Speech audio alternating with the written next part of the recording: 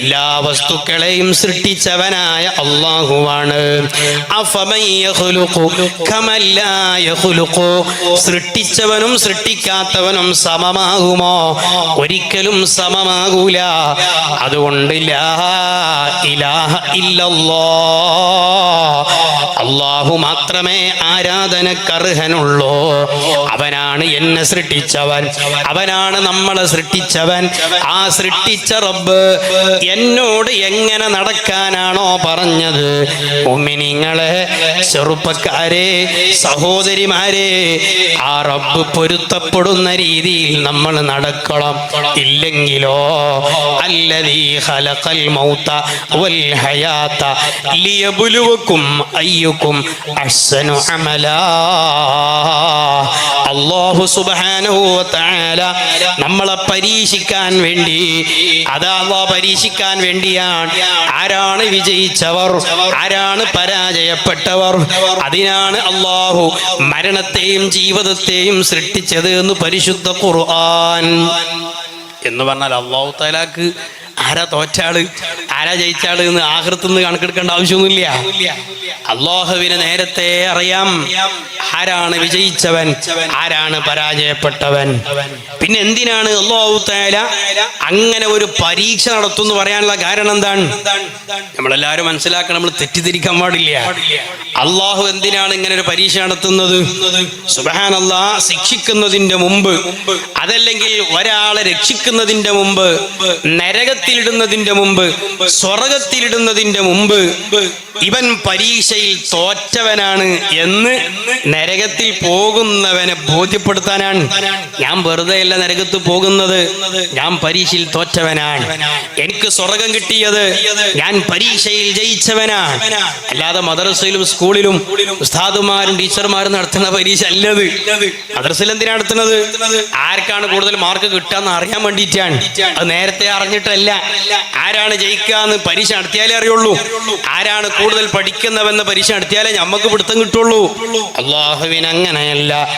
ഒരാളെ നരകത്തിലേക്ക് അല്ലാഹു പറഞ്ഞേക്കുമ്പോ ഞാൻ പരീക്ഷയിൽ തോറ്റവനാണെന്ന ബോധ്യം അവന്റെ മുമ്പിൽ റിസൾട്ട് കാണിച്ചു കൊടുക്കാനാണ് അല്ലാഹു അവിടെ പരീക്ഷ നടത്തുന്നത്.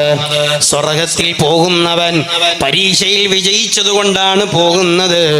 ഇങ്ങനെ ബോധ്യപ്പെടുത്താതെ ഒരാളെയും അല്ലാഹു ശിക്ഷിക്കൂല, ഒരാളെയും അല്ലാഹു രക്ഷിക്കൂല. അതാണ് ലിയബ്ലുവകും അയ്യുകും അഹ്സനു അമലാ. അല്ലാതെ റബ്ബിനെ തിരിച്ചറിയാൻ വേണ്ടിയല്ല ആ പരീക്ഷ നടത്തുന്നത്.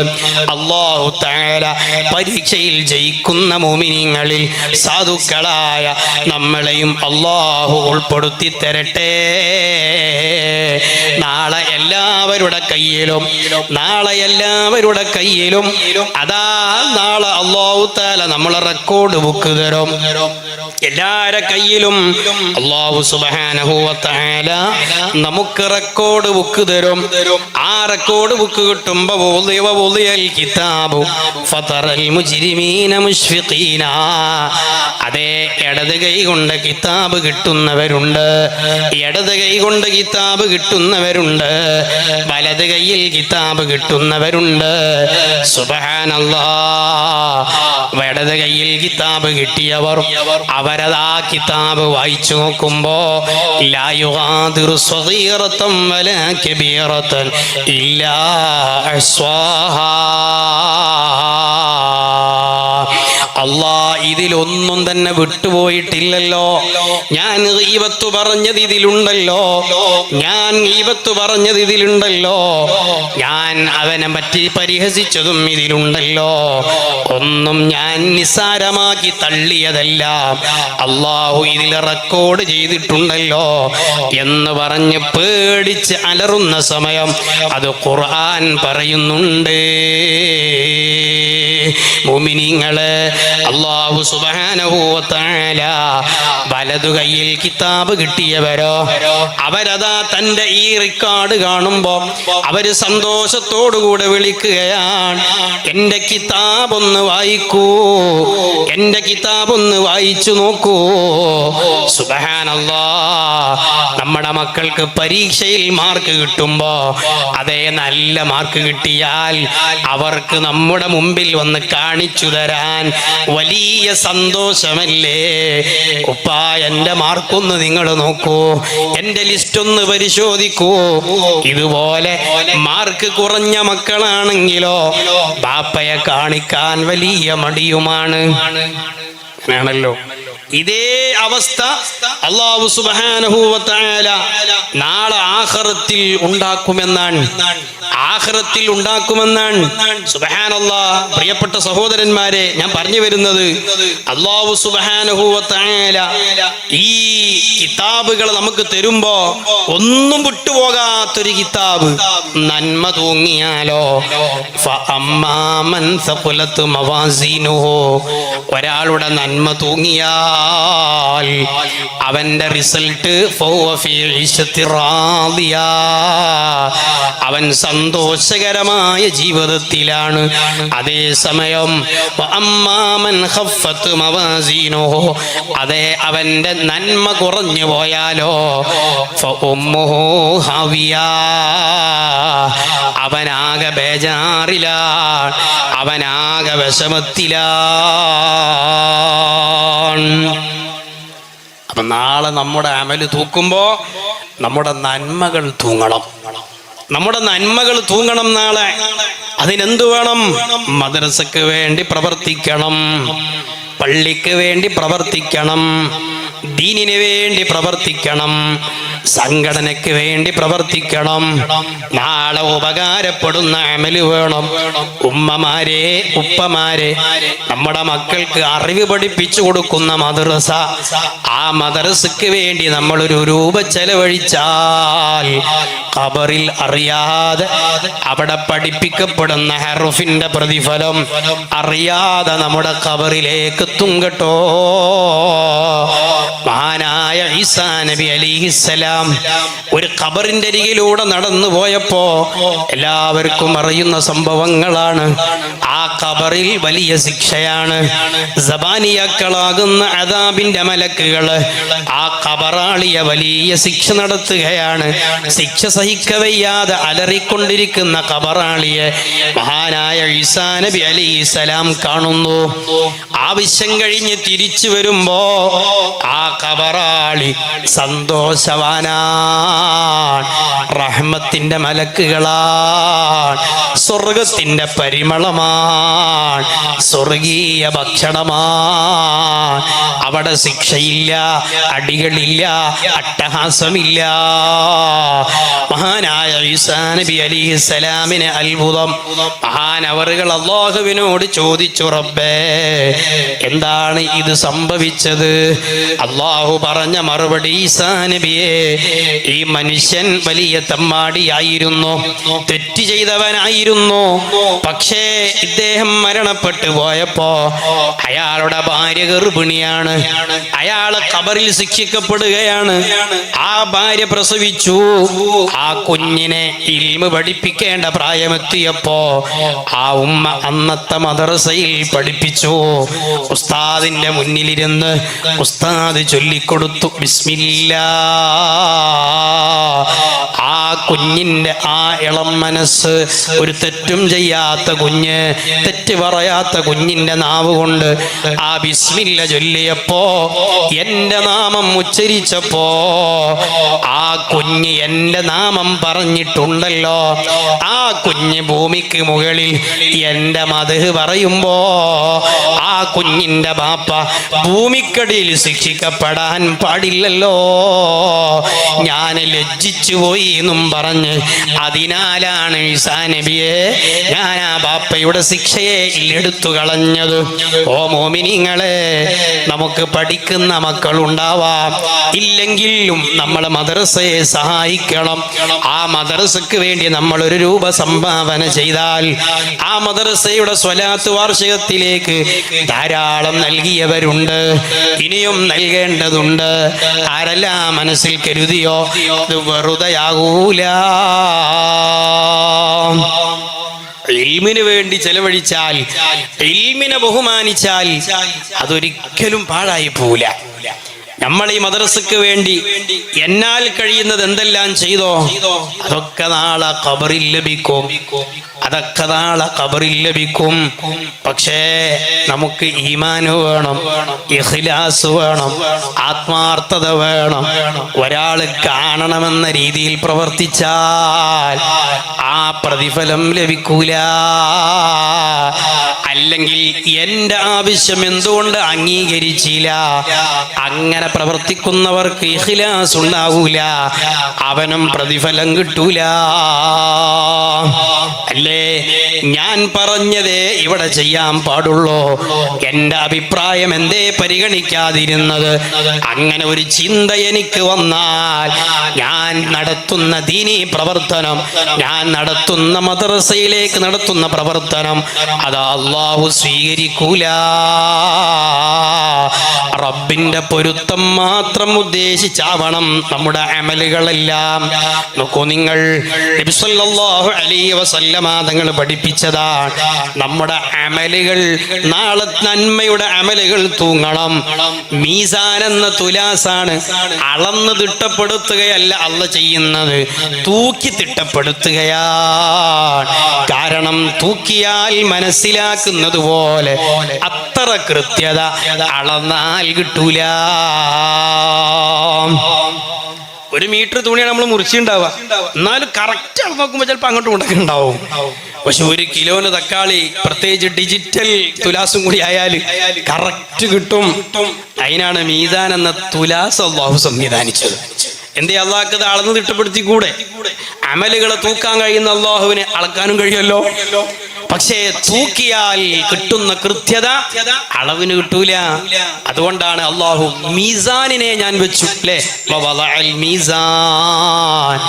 മീസാനിനെ അള്ളാഹു സംവിധാനിച്ചു എന്ന് പറയാൻ കാരണം അതാണ്.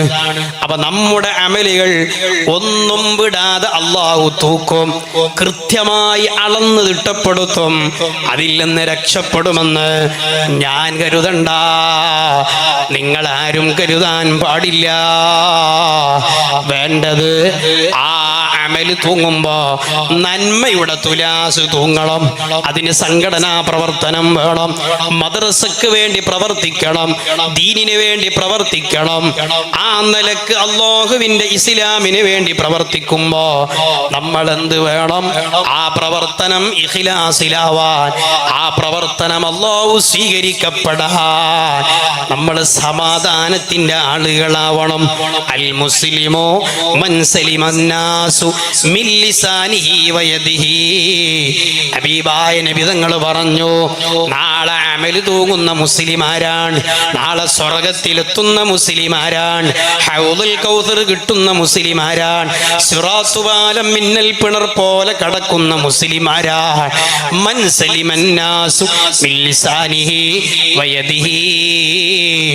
അതാ എൻ്റെ കൈ കൊണ്ടോ, എൻ്റെ നാവ് കൊണ്ടോ, എൻ്റെ നോട്ടം കൊണ്ടോ, എൻ്റെ പ്രവർത്തനം കൊണ്ടോ, എൻ്റെ സംസാരം കൊണ്ടോ എൻ്റെ കൂട്ടുകാര് വിഷമിച്ചു പോയിട്ടുണ്ടെങ്കിൽ, എൻ്റെ സഹപ്രവർത്തകര് വേദനിച്ചു പോയിട്ടുണ്ടെങ്കിൽ, ഞാൻ ചേർന്നു നിൽക്കുന്ന കമ്മിറ്റി, അത് സംഘടനയുടെ കമ്മിറ്റി ആയാലും, പള്ളി കമ്മിറ്റി ആയാലും, മദ്രസയുടെ കമ്മിറ്റി ആയാലും, ആ കമ്മിറ്റി യോഗത്തിൽ എൻ്റെ നാവ് കൊണ്ട് ഒരു മുഅ്മിനായ മനുഷ്യന്റെ വേദന, കൽബ് വേദനിച്ചു പോയോ, എൻ്റെ നാവ് കൊണ്ട് ഒരാളുടെ മനസ്സ് നൊന്തുപോയോ, അവന് സ്വർഗ്ഗം കിട്ടൂല, അവൻ യഥാർത്ഥ മുസ്ലിമല്ല.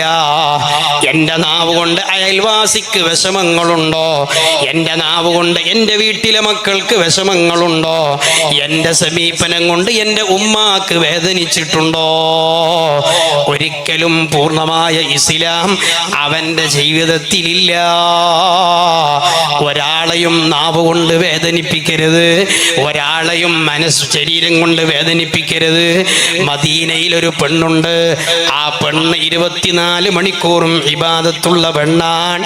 തഖൂമുൽ ലൈല വതസൂമുൻ നഹാർ.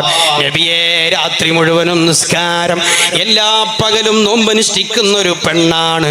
ഖുർആൻ ഓതുന്ന പെണ്ണാണ്, ഇബാദത്തിൽ മുഴുകുന്ന പെണ്ണാണ്. പക്ഷേ തൂദി ജിറാനഹാ ബിലിസാനിഹാ, അവളുടെ നാവ് കൊണ്ട് കൂട്ടുകാരുടെ മനസ്സ് വേദനിച്ചു പോയി. അവളുടെ സമീപനം കൊണ്ട് അയൽവാസികൾ അവളെ വെറുത്തുപോയി.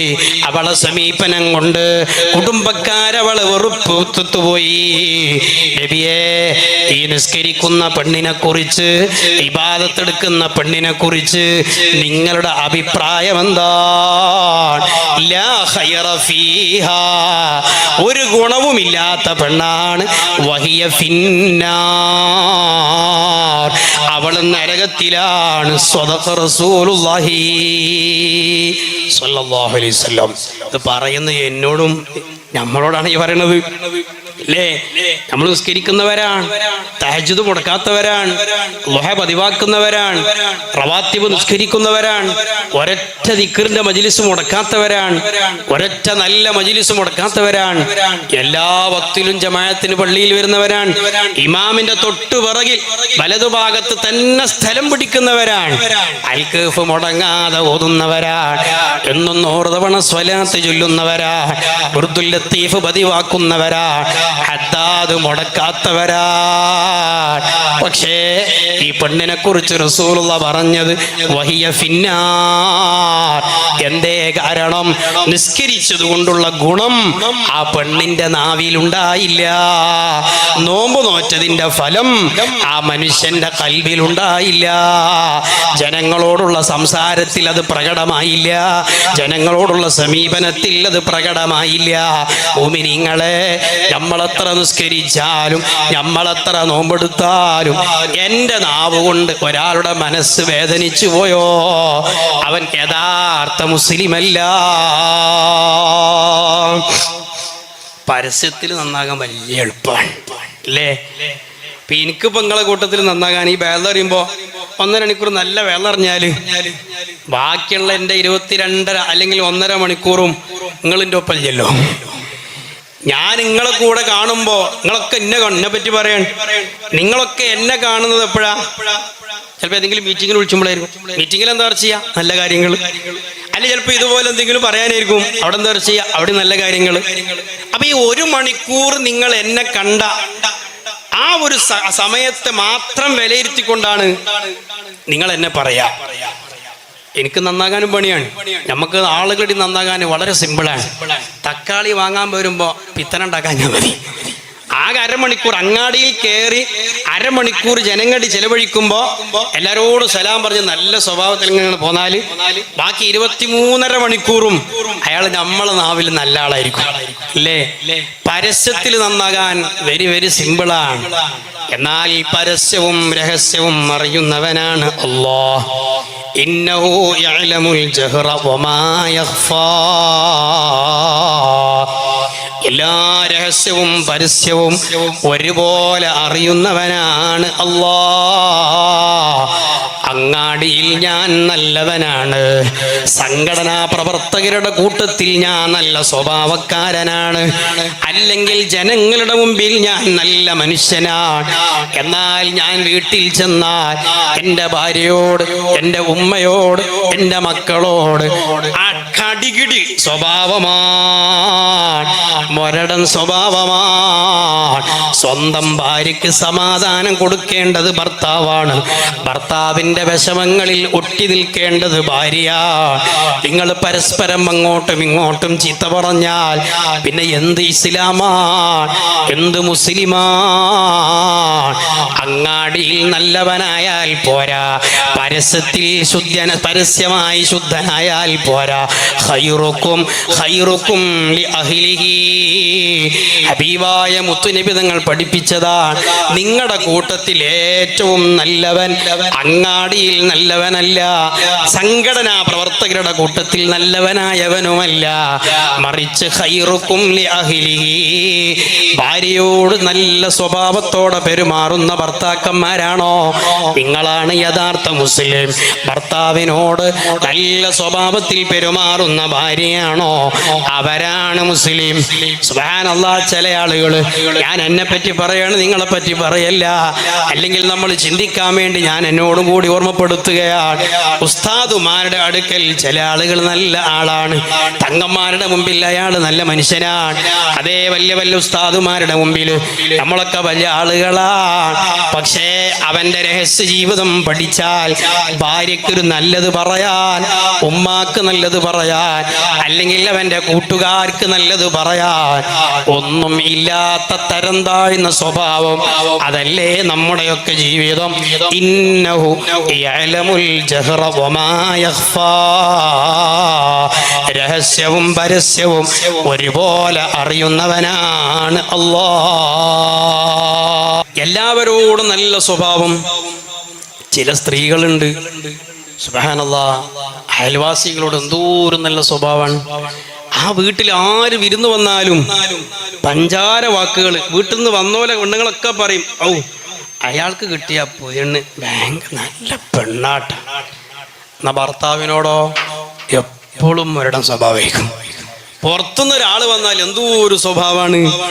പുറത്തുനിന്ന് അയൽവാസികളായിട്ട് സംസാരിക്കുമ്പോൾ ഒരു കല്യാണത്തിന് ചെന്നാൽ സുബ്ഹാനല്ലാഹ് ആ ഭാര്യക്ക് എന്തോ ഒരു തമാശയാണ്. എന്നാൽ തൻ്റെ ഭർത്താവിനോടൊരു തമാശ പറയാൻ, തൻ്റെ ഭർത്താവിൻ്റെ കൂടെ ഒന്നിച്ചിരുന്ന് രസം പറയാൻ, ഈ അയൽവാസികളോട് കാണിക്കുന്നൊരു സന്തോഷം, കൂട്ടുകാരികളോട് കാണിക്കുന്നൊരു സന്തോഷം, ഏറ്റവും കൂടുതൽ സഹോദരിമാരെ നമ്മൾ കാണിക്കേണ്ടത് ഭർത്താവിനോടാണ്. ആ ഭർത്താവിൻ്റെ സന്തോഷമാണ് ആ ഭർത്താവിൻ്റെ ഉമ്മയോട് കാണിക്കുന്ന സ്വഭാവവും. ചില ആളുകൾക്ക് സുബ്ഹാനല്ലാഹ് ഭർത്താവിനോട് ഭയങ്കര ഇഷ്ടമാണ്, ഭർത്താവിൻ്റെ ഉമ്മയോട് വലിയ വെറുപ്പാണ്. ആ ഭർത്താവിന് അല്ലാഹു നമുക്ക് തന്നത് എന്നെ രക്ഷിക്കാൻ, എന്നെ സംരക്ഷിക്കാൻ, എൻ്റെ കാര്യങ്ങളൊക്കെ നോക്കി എൻ്റെ എല്ലാ വിഷമങ്ങളിലും സന്തോഷങ്ങളിലും എൻ്റെ കൂടെ ചേർന്ന് നിൽക്കാൻ എനിക്ക് റബ്ബ് തന്ന എൻ്റെ പ്രിയപ്പെട്ട ഭർത്താവ്. ആ ഭർത്താവ് നിങ്ങളുടെ മുന്നിൽ ആരോഗ്യത്തോടെ നിൽക്കാൻ കാരണം എന്താണെന്നറിയോ? നിങ്ങൾ മനസ്സിൽ വെറുപ്പോടെ കാണുന്ന ആ ഉമ്മ ഉറക്കമൊഴിച്ചത് കൊണ്ടാണ്, ആ ഉമ്മ തലവേദന സഹിച്ചത് കൊണ്ടാണ്, ആ ഉമ്മ അമ്മിഞ്ഞപ്പാല് കൊടുത്തു വളർത്തിയത് കൊണ്ടാണ്. ഉമ്മാക്ക് ഭക്ഷണമില്ലാതിരുന്നിട്ടും നിങ്ങളുടെ ഭർത്താവിനെ പോറ്റി വളർത്തി അങ്ങനെ ആരോഗ്യമുള്ള ഭാര്യ മനുഷ്യനായി ആ മകൻ വളർന്നപ്പോ അല്ലാഹു നിങ്ങൾക്ക് ഭർത്താവായി തന്നു എന്നൊരു ബോധം നമുക്ക് വേണം സഹോദരിമാരെ. അതുകൊണ്ട് സ്വന്തം ഉമ്മയെ കാണുന്നത് പോലെ നമ്മുടെ ഭർത്താവിന്റെ ഉമ്മയെയും നമ്മൾ കാണണം.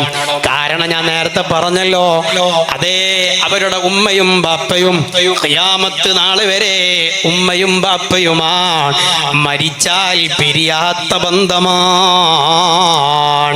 എന്നാൽ ഞാൻ ഉമ്മമാരോടൊന്ന് പറയട്ടെ, ചില ഉമ്മമാരുണ്ട് സ്വന്തം മകളോട് വലിയ സ്നേഹമാണ്, സ്വന്തം പെൺകുട്ടികളുടെ മക്കളോടും വലിയ സ്നേഹമാണ്, ആ പെൺകുട്ടികളുടെ പുതിയാപ്പള അഥവാ മരുമകനോടും വലിയ സ്നേഹമാണ്. എന്നാൽ ആ ഒരു സ്നേഹം മരുമകളോടില്ല, മകന്റെ ഭാര്യയോടില്ല. മരുമകനോട് സ്നേഹമുണ്ടോ? മരുമകളോടും സ്നേഹം വേണം. രണ്ടും നമ്മുടെ വീട്ടിലേക്ക് വന്ന മക്കളല്ലേ. അതുകൊണ്ട് മകളുടെ ഭർത്താവിനോട് കൂടുതൽ സ്നേഹം, അതേസമയം മകന്റെ ഭാര്യയോട് സ്നേഹമില്ലായ്മ. നിങ്ങൾ അനീതി കാണിക്കുന്ന ഉമ്മമാരാകരുതേ. നബി സല്ലല്ലാഹു അലൈഹി വസല്ലമ തങ്ങളെ സ്വഹാബത്തിനെ പഠിപ്പിച്ചതാണ്, ഇഅ്ദിലൂ ബൈന ഔലാദിക്കും, മക്കൾക്കിടയിൽ നിങ്ങൾ നീതി പുലർത്തണം. അപ്പൊ സ്വന്തം മകളായാലും മരുമകളായാലും സ്വന്തം മക്കളെ പോലെ കാണാൻ എന്റെ ശബ്ദം കേൾക്കുന്ന ഉമ്മമാരെ എന്നാണോ നിങ്ങളുടെ മനസ്സ് പാകപ്പെടുന്നത് അന്നേ സ്വർഗം കിട്ടുകയുള്ളൂ. നിസ്കരിച്ചത് കൊണ്ട് സ്വർഗം കിട്ടൂല, നോമ്പ് നോറ്റത് കൊണ്ട് സ്വർഗം കിട്ടൂല. അങ്ങനെയാണെങ്കിൽ ഖുർആനിൽ അല്ലാഹ് പറഞ്ഞത് എന്താണ്? ഫവൈലുൽ ലിൽ മുസല്ലീൻ, നിസ്കരിക്കുന്നവർക്ക് നരകമെന്നല്ലേ അല്ലാഹു ഖുർആനിൽ പറഞ്ഞത്. എന്തേ അങ്ങനെ പറയാൻ കാരണം? നിസ്കരിക്കുന്ന ഉമ്മയാണ്, പക്ഷേ സ്വഭാവം തീരെ ശരിയല്ല. നിസ്കരിക്കുന്ന ബാപ്പയാണ്, ഇടപെടൽ വളരെ മോശമാണ്. ജനങ്ങൾക്കൊക്കെ അവരോട് വലിയ വെറുപ്പാ. അഹ്സനുക്കും മിന്നി യൗമൽ ഖിയാമ അഖ്റബുക്കും മിന്നി യൗമൽ ഖിയാമ. നാളെ ഖിയാമത്ത് നാളിൽ ഹബീബായ തങ്ങൾ പറയുന്നു, എന്നോട് ചേർന്ന് നിൽക്കുന്നവരാരാണെന്നറിയോ? അഹ്സനുക്കും അഖ്ലാഖാ, നല്ല സ്വഭാവത്തിന്റെ ഉടമകളാണ്. അഫ്ഖലു ശൈഇൻ ഫിൽ മീസാൻ, നേരത്തെ നമ്മൾ തൂക്കുന്നു പറഞ്ഞ മീസാണ്ടല്ലോ, ആ മീസാനിൽ ഏറ്റവും ഭാരം തൂങ്ങുന്ന ഒരു അമല് നിങ്ങൾ പഠിപ്പിച്ചത് ഏതാണെന്നറിയോ? നിസ്കാരമല്ല, നോമ്പല്ല, സക്കാത്തല്ല, മറ്റു കർമ്മങ്ങളല്ല.